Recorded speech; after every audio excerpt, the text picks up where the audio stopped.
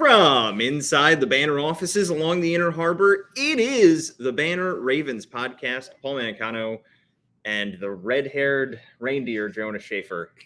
We have our reindeer ears on if you're watching live on YouTube, Facebook, and Twitter. If you are not, don't tune in because it's not worth it. I'll give you one guess whose idea it was.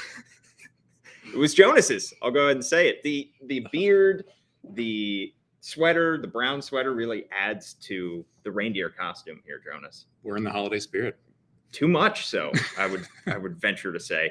On this episode, we're going to be looking ahead to the Ravens' Christmas Day night matchup against the San Francisco 49ers, a potential Super Bowl preview. But first, Jonas, in the holiday spirit, we have decided to hand out some Secret Santas, some gifts to some Ravens members of the team, some front office members, some coaches. Who have you been tasked with buying a gift for first? Let's go with Rashad Bateman.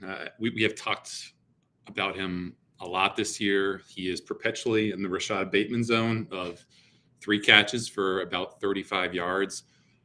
I just want a big play for Rashad Bateman. I want a nice back shoulder throw from Lamar Jackson.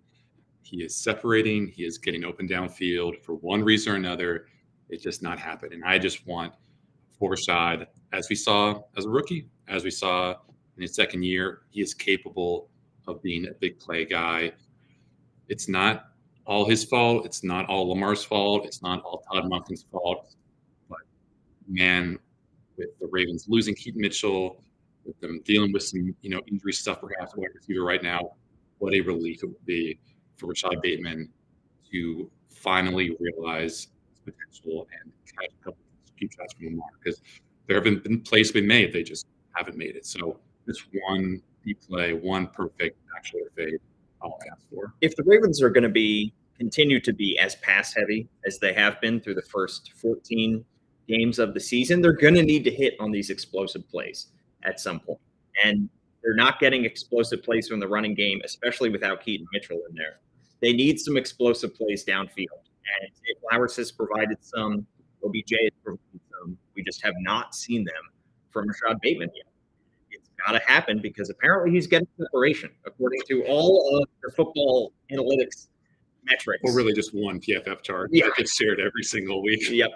But if he is late in Lamar's progressions, maybe it doesn't really matter, because at that point, Lamar is looking to scramble or just throw the ball away. So they got to connect at some point, and that's a good gift to get him. My first Secret Santa, Jonas, I got Lamar Jackson, and this might be more than our $25 limit for Secret Santa. It's $125.99 on Amazon, but it's one of those plastic inflatable bubbles that you can use for, bouncing back and forth. If you'll see it at a minor league game, in between inning entertainment. We need to put him in some kind of bubble for the final couple weeks of the regular season so that we can get to January games where Lamar Jackson is fully healthy. We just have not seen him healthy for a playoff run since 2019, and that ended so quickly. It's got to happen this year. And the hope is that over these next 3 games, especially over the next 2 games, if you can take care of business and get that 1 seed wrapped up, that you won't have to play him in a Week 18 game against the Pittsburgh Steelers, and that you could potentially have that round 1 bye and keep him healthy and off the field for as long as possible. Incredible stat that I think I saw last week. Don't know if it's still true, but at that point, every single division leader in the NFL was quarterbacked by someone who had missed a game. It's not rocket science to say that Lamar gives this team the best chance to win of any quarterback maybe in the NFL. Yep. But availability is the best ability that you can have. And Lamar has been that this year, has in the past 2 years. There's only so much you can control. But you do hold your breath every time he, gets mowed down on by someone matched up against Ronnie Stanley, or he, makes that extra cut where he's already got the first down. He just puts himself in harm's way. Nothing I want to write less about than another Lamar Jackson injury. So fingers crossed that his health stays good. Who's next for your gift? Another health-related, health-plagued Ronnie Stanley. I don't know what you want to call it, whether it's like those Pokemon health potions, a magic elixir of health, but he's dealt with a lot these past 2 or 3 years. He's coming out of the concussion protocol. He's dealt with a knee sprain. He's dealt with ankle surgery after ankle surgery. We've seen him really struggle with it. It's taken its toll. But we've also seen him, even as recently as this year, be a standout left tackle. And we're going to get a pretty good measure of the man, I think, on Monday with this 49ers pass rush. But when Ronnie is healthy and when the right side of the line is holding up, this passing offense can do just about anything. But if Lamar is forced to improvise as often as he was Sunday against Jacksonville, then it's going to be a lot of holding your breath and hoping that things are going to come together in a way that Todd Monken hasn't exactly drawn up. Would you see, if he continues on this path where he is, it feels like every week coming up with a different injury, if the Ravens were to get a round 1 bye locked up by week 18, would that be a situation where you think John Harbaugh and the coaching staff would rest Ronnie Stanley for a week 18 game just to give him another game off his feet? Because it feels like he would benefit from just some time off. Yeah, and they did that, I believe, in 2019. There were so many starters who rested in that game against the Steelers that they still won anyway. We saw that there are maybe some limitations to the benefits of rest because he came back against the Rams and was good, but not great. And the next week it deteriorated when he faced an actual stud pass rusher in Josh Allen. So you obviously take whatever margins you can get, exploit whatever advantages you can get, but I just don't know unless he, like I said, finds some magical potion if he can get back to the kind of guy he has been, all pro level dude. But you wish the best for him because he is clearly very committed about his craft. Just has had injury. Yeah. Well, I picked out Kyle Van Noy's name from the Secret Santa basket, and I'm going to get him a book. You know why, Jonas? Do you know why? Because he likes to read based on his ability to read screens. Okay. The guy has been reading screens phenomenally so far this season, and he's having a great year, very quietly for the Baltimore Ravens. Maybe I'll get him a little Ernest Hemingway, E. Wells, something like that. His 6 sacks this year are the most he's had in 2020. He has 31 QB according to PFF. That's the most he's had in a single season since 2019, and obviously he'll have some games. Between him and Jadeveon Clowney, the addition of the 2 veterans on both sides, knew coming into this year that they were going to try to get as much production as they could out of David Ojabo and Odafe Owe. Ojabo gets lost for the year, and Odafe Owe has shown flashes, but he hasn't been consistently getting to the quarterback as much as perhaps the Ravens would have hoped. So to have the 2 veterans kind of bookending it in Kyle Van Noy and Jadeveon Clowney, 2 under-the-radar signings, Clowney more of a high-profile signing, obviously, but Van Noy in particular has had a very quietly good year for the Ravens. Do you know what I would give him? And this is completely serious. Some gigs at the Comedy Cellar, like in Brooklyn or wherever the frick it is. But do you have the connections to pull that off? I don't. But at Secret Santa, maybe. Yeah. Good comedy clubs in Baltimore? So, does that exist? Yeah, I don't know. I believe about a month or 2 ago, Shane Gillis, the well-known comedian, was performing in the Baltimore game. And I believe Kyle Van Noy went up and opened for him. I haven't gotten a chance to talk to him in too much depth about it, but I believe that was his first time ever going up. But it takes some serious cojones to do that, and much less some actual originality to come up with some content for the people. Yeah. So I would like to see Kyle Van Noy, stand-up comedian, flower in this postseason. Do you have a tight 5, Jonas, on your phone? It's, as we all know, it's not suitable for kids. God. Maybe we'll save that for an off-season podcast, or we'll each do our tight 5 and then give each other notes. Who's next up for your Secret Santa? For Eric DeCosta, I'm giving something that is going to be hard to find, because what I would like to give him is a time machine. To go back in time and make that's definitely over the $25. Make Justin Madubuike an offer that he can't refuse. We know that there were talks between the Ravens front office and Madubuike's people. Madubuike built that on himself, and is reaping the rewards greatly. You know, at some point, you've got to figure that this is a guy that the Ravens can't lose, whether it's for the short term or the long term. So maybe they are able to come to some kind of compromise, some kind of negotiation that works out for all parties. But you know, of all the free agents who are pending this year, I think Madubuike, despite how much we've seen the good stuff from Patrick Queen, is the dude that you can't lose. You've got better every single year. There is incredible value in the interior pass rush, and even though you might be paying him an exorbitant fee on paper, you know, we've seen guys like Aaron Donald, Dexter Lawrence be able to live up to that billing just because of that force multiplier effect that they have. And you wonder if and when he leaves in free agency, because it's just hard to imagine a scenario where the Ravens would be able to pay him in free agency. It's still possible. But if he were to bolt for another team, it's just becomes so much more critical that the Ravens prioritize that position in the draft. I mean, that might have to be their first draft pick position. They let Matthew Judon walk a few years back, and they were kind of stuck in the edge wilderness for a little bit. Yeah. So then they're looking at a defense that might be losing Patrick Queen, that might be losing Madubuike, and they have multiple high-profile, high-level players to potentially replace. Next up, Jonas, for my Secret Santa gifts, I've got John Harbaugh. And it's tough because Football Outsiders is now a defunct website, but it used to be able to provide a lot of examples of the most aggressive coaches and the least aggressive coaches.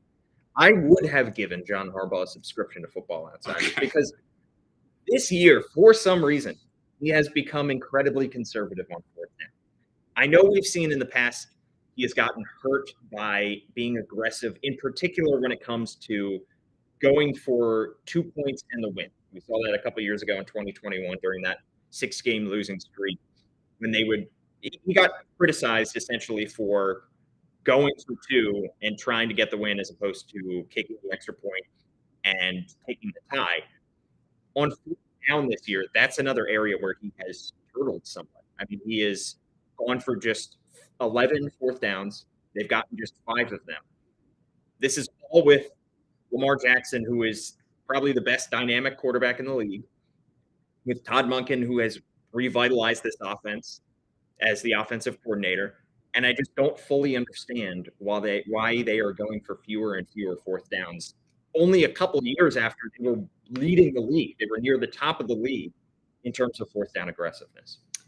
And as we get into the playoffs, you need to find every advantage possible. And if this offense isn't going to have Keaton Mitchell, breaking off 9 yards of carry, then you're going to need to find a way to convert on those 3rd and 1s, 3rd and 2s, 4th and 1s, if need be.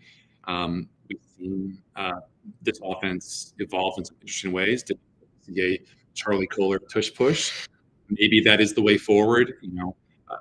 Obviously, the Jason Kelce effect in Philly. We think Tyler Linderbaum has that kind of potential, but it is a skill set that you definitely have to develop in the middle of that line to get the kind of push. No one is the kind of powerlifting force that Jalen Hurts is. He's not built like that. He has his other virtues, but I don't think he has been a guy. Even that Miami game last year, they went forward on 4th and 1 at the goal line, didn't get it. There was an issue with the snap and the exchange. But if Kyle Shanahan can change his stripes and become more aggressive like we've seen this year, there's no reason he can't go back to being the guy who works on the margins, and it's the darling of the analytics community. Yeah, although I will say Kyle Shanahan still has gone for the fewest fourth downs this year, just 3 for 7, I believe, this year on fourth downs, or maybe 8 now at this point, which is pretty ridiculous for a coach who was that successful. But we've also seen the 49ers at times, now this could be their year where they break through the Super Bowl. We've seen them come up short in the Super Bowl in certain key situations at times when they could have extended possessions, extended drives, held onto the ball, and that's hurt them in the past. And for this offense, maybe it's not the tush push, but they have to come up with some fourth down plays, 4th and 1s, 4th and 2s for Lamar Jackson. You get him out in space, you give him the option to either run or pass, and you would be able to exploit some deficiencies in the opponent's defense and keep the drives alive. You can trust your defense while trusting your offense. Both are possible. My next Secret Santa, Yeah. speaking of trusting that rushing offense, is just some more carries for the running backs. So this is a Ravens offense that has surprised me in how pass heavy it's become. When there was this talk about Lamar maybe throwing for 5,000 yards, I looked back at the data and found that John Harbaugh's teams have almost never really been super aggressive. Even when they had Joe Flacco, they were still pretty neutral when it came to that pass run split, at least on early downs. And this year they're like 10 in that neutral early down pass rush ratio. And I think there are opportunities. Maybe you could argue that they are less abundant, less attractive now that Keith Mitchell is out. But we've seen that when the Ravens spread teams out, they get 4 down linemen, 2 inside linebackers. There are running lanes to be taken advantage of. Yeah. I think I would trust Gus Edwards to do them. I think I would trust Justice Hill to do them. We saw just on Sunday night this Ravens offense put the Jaguars away, not with the passing game, but with the running game. And that was, again, after Keaton Mitchell left the game. So this is, again, probably the NFL's top rushing offense because it has Lamar Jackson, because it has a lot of really good pieces, especially in the middle there. And I just think that if the Ravens want to make it easy on themselves, on Lamar, on Todd Monken, have to pick their spots better and commit when it becomes readily apparent that they need to just run the dang ball. I thought about giving John Harbaugh or Todd Monken a Kate Bush album because they should be running up that hill, that Justice Hill. I think this is going to be a critical stretch for Justice Hill over the last 3 weeks of the season and then into the playoffs because we really haven't seen much of him this year. But he has that home run threat, and they're going to need to rely on him over these last couple weeks and into the playoffs more than they have throughout the entire season. It's just a matter of can he be consistent enough for them. And you were joining on me for Rudolph the Red-Nosed Reindeer joke. Come on. That one was a little that one was a little on the line. All right, next up for me, Jonas, I got Brandon Stevens. I'm going to get him some personalized business cards because he has been quietly phenomenal, and I feel like more people need to know the name Brandon Stevens in the NFL this year. He has had according to PFF, 71.8 coverage grade. That is 48th among cornerbacks, which is not phenomenal, but given how much he has been relied upon to step up in the absence of Marlon Humphrey and others, he has done the job, and he has taken a major step between last year and this year. Last year, according to PFF, he was ranked in the 50s in terms of coverage grade, and he has been much, much better this year. And he's doing it all while still keeping a pretty full plate. He does special teams. He doesn't miss basically any snap. He's a very, very humble guy, and he is someone who, when training camp opened, we thought would be in the mix for a safety spot or some kind of slot rotational role. And yet here he is becoming, by virtue of Marlon's absence, the most reliable outside cornerback on this team on a pass defense that is historically good. So does he have an all-pro skill set? No, at least not yet. But the Ravens bet on his potential when they drafted him out of SMU a couple of years ago. Running back for UCLA.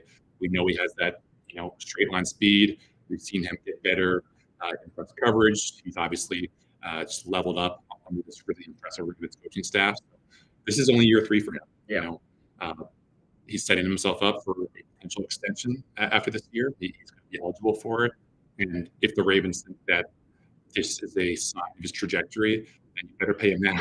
Yeah. Because after next year, when he can hit the free agent market, it's going to be a lot more expensive. Exactly. Who's your last Secret Santa gift going to? My last Secret Santa gift is going to Mike McDonald, not because of anything that he's done, but because of what we've seen the fall of Brandon Staley in LA. Another hotshot, young, defensive wizard, rises through the ranks quickly, gets the head job, and just looks totally unprepared, way out over his skis.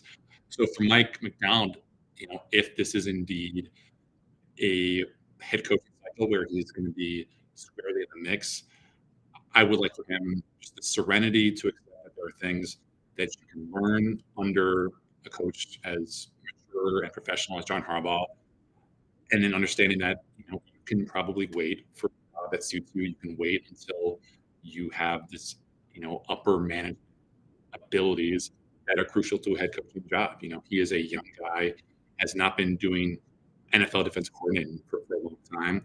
What's amazing about him is that you rarely see defensive coordinators this young be this good. D'Amico Ryans is an example, but he is the exception to the rule.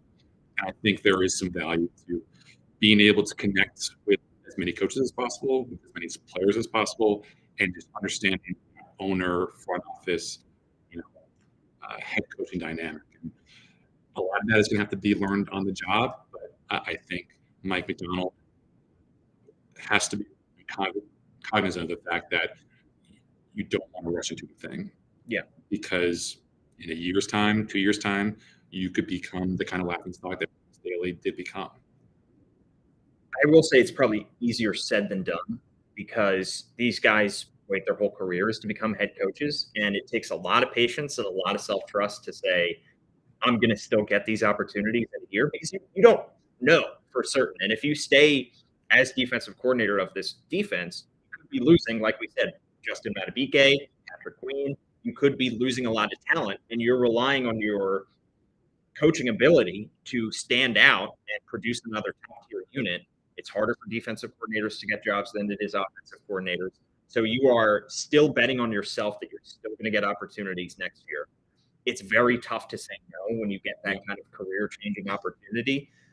But if you have the patience to be able to do it, like what Ben Johnson did with the Detroit Lions, to turn down teams and hold yourself out for the next cycle, it takes a lot of patience. But if he's willing to do it, then good on him. And good for Ravens fans. We just need to juke a 23andMe DNA result that shows that he is distant cousins with John McVay. And I think for every coaching cycle going forward, he will get at least one interview. You don't even need that. Just set up coffee between the two of them, and you're good to go. My final one for you, Jonas, my final Secret Santa gift, I got all of Ravens fans. And I don't think we have any sponsors on this podcast, probably for good reason, as given what we're wearing today. But I would ask for a sponsorship from BetterHelp or another therapy service, because Ravens fans, I think, could use somebody to talk to. Just based on how many people bring back up the 2019 season, even in discussing this current team, you bring up the 2019 season as a comparison all the time because fans make that comparison in their heads. That was 4 years ago. We have to move past it. We have to get over it. I know that's the last time that we've seen Lamar Jackson. You mean we're going to relitigate something 4 years ago? What? In this day and age? Yeah. In this country? Who does that? We just need to, as a collective, stop making the comparison. And it will be a whole lot easier if Lamar Jackson is to stay healthy, if this Ravens team is to make a deep playoff run. We will have something else to compare future good Ravens teams to. But we just have not had that. And I just hope that Ravens fans can eventually get past the trauma that was the 2019 season and the 3 years of Lamar Jackson injuries that have followed. I got news for you, pal. It's not going to happen unless they get to the AFC Championship game. Then that's what I hope for. I mean, you have to make your own make your own path here. All right, that wraps up our Secret Santa segment, Jonas. That means I'm taking off the reindeer heads. Wow, good for you. Let's just hope people take us seriously as we preview the Ravens game against the San Francisco 49ers. Jonas, what a matchup we have here. This is being billed justifiably so as a potential Super Bowl preview. The Ravens have won 3 in a row, 4 in a row, 4 in a row, 4 in a row. The San Francisco 49ers are also 11-3, same record. They have won 6 in a row against the Jaguars, Tampa Bay, Seattle twice, Philly, Arizona.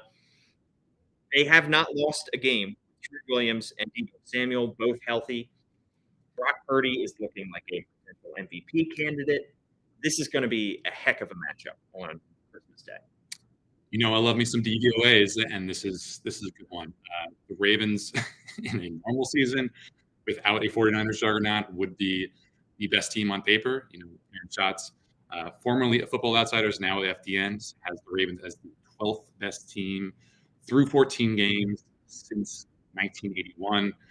The only problem is that San Francisco is the third best, behind only the 2007 Patriots, who didn't lose until the Super Bowl, and the 91 Washington Redskins / whatever we're calling them now, who lost just twice all year and brought them to a Super Bowl title. So this is game of the year. As you know, Marlon Humphrey had no problem acknowledging that this is a game that a lot of folks are going to be hyping up this week, and a lot of people are going to be watching this week. You know, I talked with Austin Karp, the managing editor of the Sports Business Journal. This game could get over 30 million viewers on Christmas night. That is rarefied air for a Ravens game and for really any game. You know, I don't know how many matchups in Ravens regular season history have eclipsed 30 million, but this could be one of those special ones. And the question for the Ravens is, sitting at 11-3, they have control of the 1 seed in the NFC right now. How much does the result of this game actually matter in terms of playoff seeding? Not a whole lot. We're taking some shine off this matchup. We are, but it's still pretty. Yeah. That Jaguars win was because it gave them some much needed margin for error. If you look at the New York Times playoff picture, play around a little bit, if they are to go 1-1 over these next 2 games, the Ravens, it would be to their benefit if they lost to the 49ers and beat the Dolphins. They do that, the odds of that number 1 seed go up from about 75% to 94%, because you have that tiebreaker over the Dolphins. Head-to-head matters a whole lot. It's them and the Dolphins, obviously, battling it out right now for that top seed. You beat the 49ers, but you lose the Dolphins. You're still in pretty good shape. You go from about 75 to 71%. But, you know, for as much as there is not to like about the Steelers team coming into Week 18, it is still a rivalry game. They still have given the Ravens trouble at every turn of this Lamar Jackson experience. Take the money and run. Don't worry about it. You know, it's still going to be a good game, but like I said, I would not be losing any sleep, any hair if this goes totally off the rails on Monday night. Yeah. I hope that we get a good game for everybody's sake. But like you said, this 49ers team has been a juggernaut. They've been absolutely incredible so far this season. And it's the dominant performance, I think you could say, of their offense that stands out. Their defense we'll get to. But their offense, second in yards per game behind Miami, third in points per game behind Miami and Dallas, first in DVOA. Brock Purdy, say what you want about his talent. He is putting up the stats of an MVP caliber player. 70% completion so far this year, 3,700 yards, 29 touchdowns, 7 interceptions. He leads the NFL in touchdowns, in touchdown percentage, in quarterback rating. It helps that he has Kyle Shanahan. It helps that he has all those offensive weapons around him. But he also has to do his job, and we've seen other quarterbacks fail. Given all of those weapons in San Francisco, he has been phenomenal. Yeah, well, I was kind of puttering around last night, trying to fall asleep, and you know what comparison for Brock Purdy and this 49ers offense kind of springs to my head? What was that? Wordle. This is like, with Kyle Shanahan, with all of the remarkable skill talent on this offense, it is as if Brock Purdy is starting every Wordle game with all of the vowels already filled in. Can you imagine how much easier life is? Yeah. If you don't have to worry about guessing, you know, whether you have 2 O's or like an I and an E next to each other. Do you still play Wordle? I do. Wow. I do. I gave up on that. But go ahead. You have to reuse some words at some point. 5-letter words? How many 5-letter words are there? do we want to litigate Wordle? Let's not. My point is, if I have one, if it's a good one, is that it is much easier to do the kind of things that Brock Purdy's doing when you have the abundance of play calling talent, of skill position talent, of this defense that's bolstering him. When you know that every single time you play a game, you can have at least 20 to 60% of the execution already handled for you. You know, in this Wordle example, life becomes a lot easier. And That's maybe what undercuts the Brock Purdy for MVP, rhetoric, narrative. But this is still a wagon of an offense, and typically, the best player on the best team, especially when it's the best offense, is going to get that nod. Yeah, and during the 6-game win streak for San Francisco, he has been at his best. Purdy is completing 72% of his passes, almost 300 yards a game, 17 touchdowns, 2 picks against a lot of good teams in that stretch as well. So they are at their best right now. You mentioned, let's talk about the veterans that he has hurdled. Deebo Samuel, who has not been as all-worldly as we've seen him in previous years, but that's not to say he has not been phenomenal so far this year. 787 receiving yards, 6 receiving touchdowns, 172 rushing yards, I should say, 5 rushing touchdowns. And Brandon Ayuk, who has been phenomenal in his 4th season, 5th season now. He's having a breakout year, already over 1,000 yards, already 10 and 6 touchdowns. But it starts with Christian McCaffrey. He is probably the best running back in the NFL at this point. I don't know if it's any close, because who else is even being mentioned for MVP consideration besides him? He is. It's like the last true good running back. I mean, now that we've seen kind of Derrick Henry start to be on the backside maybe of his career. Yeah, and also perhaps a sign of optimism for what could be after ACL injury. So, that there was some time in the wilderness there where we're wondering whether what had happened in Carolina, if he was ever going to get back to his explosive top 10 pick-worthy self. But he's been a beast. He is a tremendous receiver, a tremendous runner. He just fits what Kyle Shanahan wants to do in that wide zone scheme, but he can also, run between tackles on power. It just seems like the ultimate wagon that you want at that running back spot. And the Ravens are going to have their hands full. We know that they have not been especially great against the run, and for as much receiving talent and for as many receiving yards as Brock Purdy has helped these guys roll up. I still think I saw that this 49ers team is basically to the bottom of the NFL pass attempts, and they work that way because Christian McCaffrey and this offensive line make that running game good. Almost 1,300 rushing yards already, 13 rushing touchdowns, over 500 receiving yards, and 7 receiving touchdowns for Christian McCaffrey on the season so far. Does this offense have any weakness? I mean, I didn't even get to George Kittle at tight end, who is maybe the second or third best tight end in all of football, and he's got 865 yards and 6 receiving touchdowns. Is there a single weakness on this offense, Jonas? I'll answer that question with another question. The 49ers are 3rd in the NFL in converting 3rd and shorts. They are 3rd in the NFL in converting 3rd and mediums. Do you want to know what they are in the NFL in converting 3rd and longs? Probably not as good. 4th. I was setting you up to say 3rd. Oh. It's only 4th. So I thought it was a double. No, it was a fake out.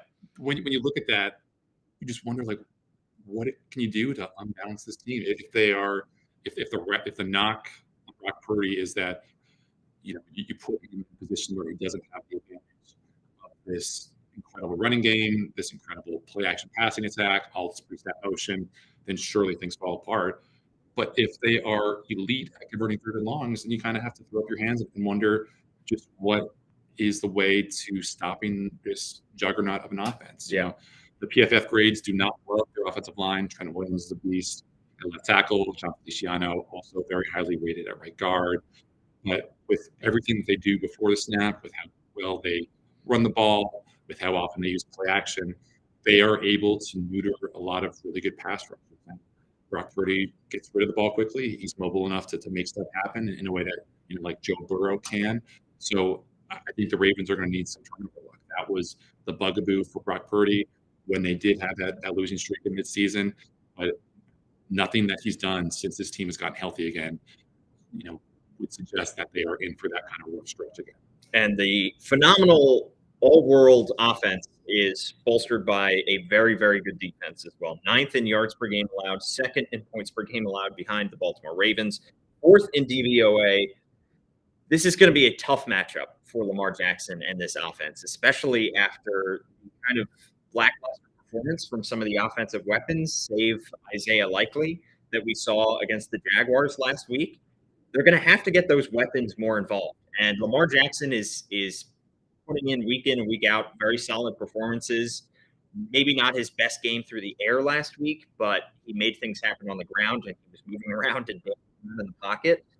He's got to be careful because he's some pretty good pass rushers on the other side in San Francisco. Yeah, we talked a lot about Chase Young and the possibility of what he might look on this Ravens defense if they swung the trade with Washington. They didn't. San Francisco did, and they didn't need to give up a whole lot to get him. He's been good so far, not great.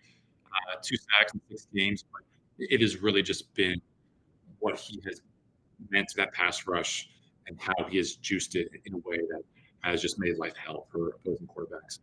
With Nick Bosa, 10.5 sacks this season, and Chase Young on the field, the 49ers have ranked 2nd in the NFL in pressure rate and a runaway 1st in sack rate. 1 of every 10 dropbacks ends with a sack for opposing quarterbacks. That is not what you want to hear as a Ravens fan, considering what we saw against the Jaguars, who have an okay, decently talented pass rush, but not anything like Bosa and Young on the edge. Obviously, you also have to deal with the middle. Javon Hargraves, Eric Armstead, both guys who can make some problems for the interior of offensive lines. And again, this is a team, a defense, much like the Ravens, that is exceptionally strong up the spine. And you wonder with how well Fred Warner takes away the middle of the field, where Lamar is going to go for this offense to stay on track. Yeah, you really worry about Lamar Jackson's fumbling tendencies because it has not killed them so far this season, and especially as of late, he's been fine in that regards. But if he's getting hit consistently, he's got to hold on to the football. And this is a 49ers defense that forces a ton of turnovers, part of the reason that they've been so good.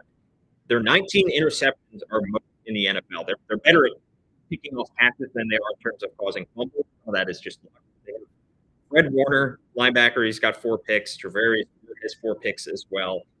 They can turn the ball over, and this Ravens offense has to be able to keep the turnover margin at least neutral. And the best way to keep that pass rush off your back is to run the ball. I would caution that anyone who looks at the run stats for this 49ers run defense and says, oh, there's no way that the Ravens are winning on them, to consider that a lot of this is situational. They are 3rd in rush yard games allowed because you are, as an offense, not looking to run the ball when you are down 21 points in the 4th quarter. Yeah. They are 18th in run DVOA. The Cardinals, who obviously have a mobile quarterback themselves, and Kyler Murray, rushed for 34 yards, almost 8 yards per carry Sunday. The 49ers were without Hargrave. They didn't have Armstead. But neither of those guys is really all that and bag shifts as a run defender. They are mostly useful as a pass rush piece. So I think the Ravens, especially if they can get some good health at those edge spots, after the card comes to play, if Charlie Kohler and if they like to do their jobs, they should have the opportunity to find themselves with favorable 2nd downs, favorable 3rd downs. But you cannot get into a situation where you think that you can go pass for pass. 49ers offense. Do you have a score prediction for this one, Jonas? It's been a while since I picked against the Ravens, and I'm going to pick against the Ravens this time. I think everything that San Francisco does, maybe more so on defense than on offense, gives me some pause about whether the Ravens can win. I don't think it's going to be a shootout, but a relatively high-scoring game. I'm picking San Francisco at home, 20, Ravens, Niners, 28, 20. I think there is the blowout potential for San Francisco if things really go wrong for the Ravens. They just play a type of game that they don't want to. The Ravens having Kyle Hamilton healthy, Marcus Williams back to practice on Wednesday, I think matters a lot for how they want to defend this San Francisco offense. But Kyle Shanahan is a magician and a wizard, and we saw another guy from that Shanahan tree, Sean McVay, weeks ago, really twist this Ravens defense knots and just a far more talented team. And the Ravens are just going to have their hands full on both sides of the ball, I think. Yeah, I'm also picking the 49ers in this one. I have 30-24. I really worry about the Niners defensive line against the Ravens offensive line. I think that if you're talking about potential blowout opportunity, if the Ravens offensive line is not holding up for Lamar Jackson, and if Gus Edwards is not getting much on the ground and Todd Monken against the running game like we've seen him do at times this year, it's just very, very concerning for this Ravens offense. But it'll be a very good test, and it'll expose.